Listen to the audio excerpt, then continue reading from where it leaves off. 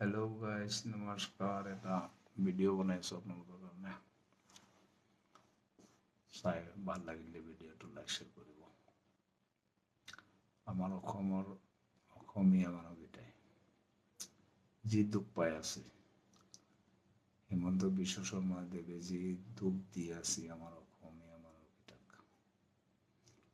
মিয়াতো তার চল হয়, মিয়াতো সেই বেন হয়। বিজেপি দলে মিয়ার নাম ললে তাদের ভাত হজমে নহয়। আৰু এইবাৰ যে ইলেকশ্যনত হাৰিব, এইটোতো 100% বিজেপি হাৰিব, এইটো একদম শিওৰ। অল ভাৰতত হাৰিব, অসমততো হাৰিবই, অল ভাৰততো হাৰিব। তো সেইটি মিয়া মানুহ বেন বনাই লৈছে।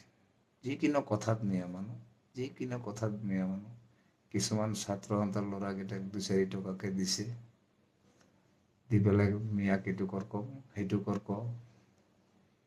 এই এনেকাই কৰি বেন এটা বনাইছে।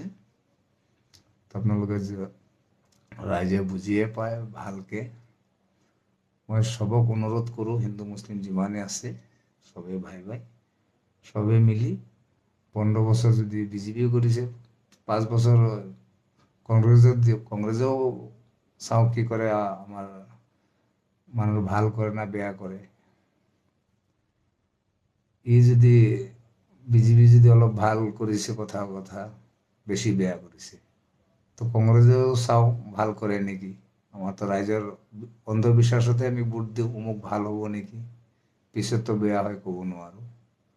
ইমানে কৈ মই ৰাখিলোঁ। ভিডিঅ'টো ভাল লাগিলে লাইক শ্বেয়াৰ কৰি দিব।